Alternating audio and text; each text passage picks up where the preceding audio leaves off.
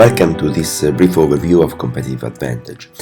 When we talk about competitive advantage, we refer to what allows a single organization to gain an edge over other competitors in the market, which generally translates into higher profitability. This advantage can arise from various aspects. It could come from owning the copyright of certain content, from holding a patent, or from controlling a specific distribution channel or brand, all factors that guarantee, at least in the medium term, profitability that is above the industry average. Competitive advantage can be divided into two main categories. There are competitive advantages that offer greater efficiency, meaning they focus on production costs, specifically on the cost structure of our company. And then there are competitive advantages that focus on strategy, meaning the ability to interact with the market by offering something unique that competitors cannot offer as effectively. So on the one side, we have efficiency, on the other, we have effectiveness. In this slide, you can see these two categories intersected. On the horizontal axis, we have operational efficiency, the ability to produce at lower costs than competitors, while on the vertical axis, we have strategy, particularly differentiation strategy, which means making ourselves stand out in the eyes of customers compared to competitors. Do you remember the idea of the goldfish creating an empathetic relationship with some market customers, and particularly children? Well, this is exactly what we are talking about. Now look at the graph, and you see it is divided into two sections. On one side, there is the area of operational efficiency, which reflects the ability to excel at reducing production costs thanks to new production solutions or economies of scale, for example. This is the area of price competition, where companies strive to be more efficient because they are essentially facing heavy price competition. The product they offer is likely not much different from what other competitors are offering, so the only way to gain profitability and create room to lower prices is by reducing production costs. On the left side, however, we have what is called the premium price area. This represents the markets where companies manage to escape price competition and instead obtain premium prices, higher than average prices, because they are better at meeting the needs of certain customer segments. Looking at the levels in the area, in the center we have product leadership. What does this mean?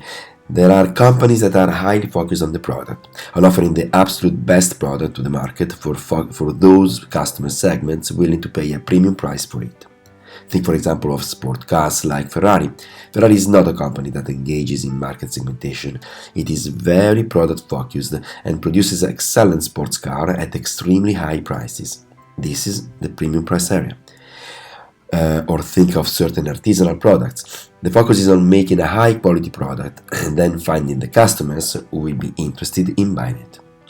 Many artistic and cultural products operate on product leadership, focusing heavily on the quality of the content they offer and being the best at offering that content. They don't overly concern themselves with customers' interaction, but rather with delivering the product to the target market. At the top, we have niche strategy. A niche is a very small market segment with highly specific needs that, however, is willing to pay higher prices than the average to meet those needs. Think, for example, of the gluten-free food niche. If someone has a gluten allergy, they still need to eat products like pasta or bread and are willing to pay a higher price for gluten-free products. These are niche markets. Think of art house films, for instance, for example. These are niche markets where cinephiles are interested in these types of content and are willing to pay even more for them. Or think of certain music genres, such as classical music, where customers are willing to pay more compared to those who listen to pop music. On the left, you see that what is called customer intimacy. This is a company's ability to understand its customers, segment them, and offer the selected segments exactly what they expect. Not necessarily the best possible product, but a product that is more satisfying compared to competitors. This is the broad world of supermarket products, the major brands we find on the market, from Danone to Nestlé, Unilever, Gillette, L'Oreal, and so on. These are brands that can listen to the market, segment it, and understand it better than their competitors. They also have more resources at their disposal. They are not focused on making the best product possible, but on making a product that is more satisfying than competitors for the market segment they choose to serve. That's why customer intimacy is key. They are very close to their customers. They know how to listen to them very well. We will cover this in depth in the third year of the course. They are excellent at marketing activities.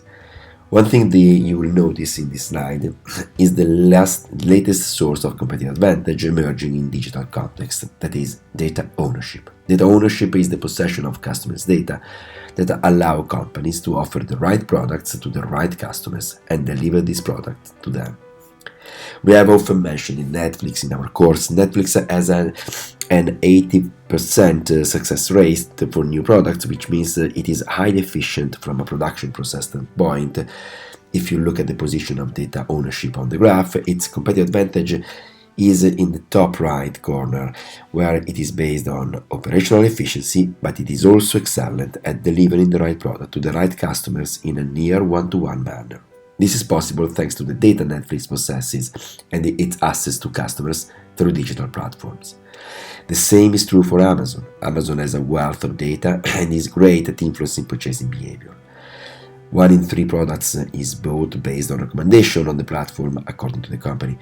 Amazon is also highly efficient, with extraordinarily efficient logistics, but at the same time it is very effective at listening to customers and delivering personalized offers tailored to them. Attention, this does not necessarily mean personalized product, but personalized interactions with customers. The recommendation I receive is different from what any other person viewing the same product on the platform at the same moment would receive, because the recommendation is personalized. And in this way, my overall experience with the platform is personalized, regardless the same product that I am purchasing.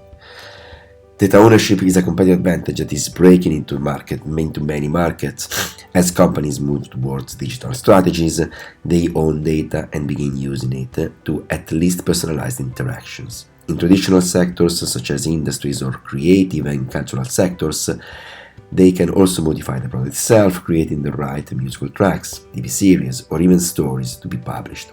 Essentially, data ownership allows for a mix between the two main categories of competitive advantages: operational efficiency on the one side and strategy on the other. What is strategy? Strategy is not operational efficiency. Strategy is doing things differently from our competitors and doing them in a way that better satisfies our customers. This is essentially what strategy is. Strategy significantly impacts on organizations' activities because it also involves how things are done, not just what is done. Strategy is successful when it provides us with above the average profits for the industry. In macroeconomics, it's said that every industry guarantees a certain average level of profit.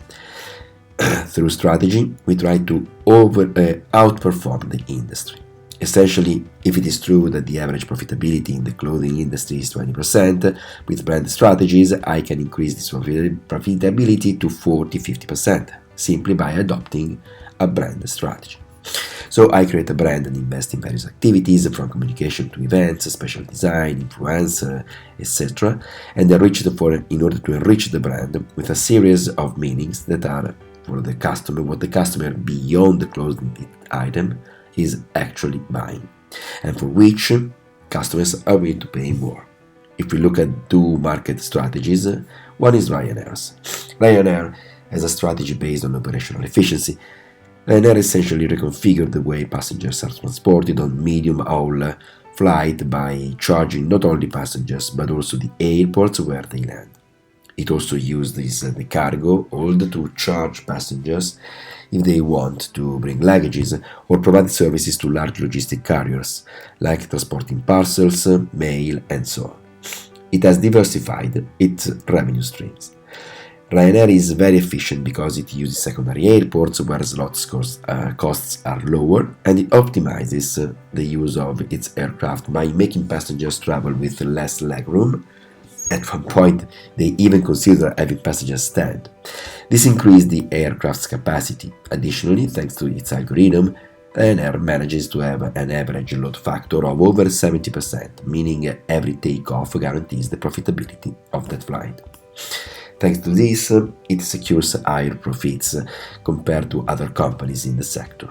On the other side, Zara has a strategy that is based on vertical integration, where it controls everything from the production of fabrics, the raw material from sheep farms and cotton plantation, to the production of synthetic fibers, all the way to the sale to the consumer. What's the advantage of controlling everything? The ability to influence the consumer choice. We know very well that the last mile, meaning the role of the point of sale of the store, is to influence consumer choices. So if Zara controls the last mile, it also controls consumer choices. Since it is highly integrated, if a garment isn't selling, Zara can move it to other stores in different geographical areas where it is selling. If, for example, a size 44 green dress isn't selling in Milan but it is selling very well in Brasilia, Zara can move this product to the other store almost overnight. This reduces product waste. Production rotation allows Zara to have extremely high operational efficiency. At the same time as Zara excels in marketing, it offers fashionable products that rotate very quickly in stores, and it anticipates trends to offer products before other fashion brands. These are essentially two cases of competitive advantages based on operational efficiency, where Ryanair is highly effective at managing its cost and revenues, while Zara, controlling all the way to the consumer's final choice, manages to maximize profitability on every product it sells. Well, that's all for today, and thank you.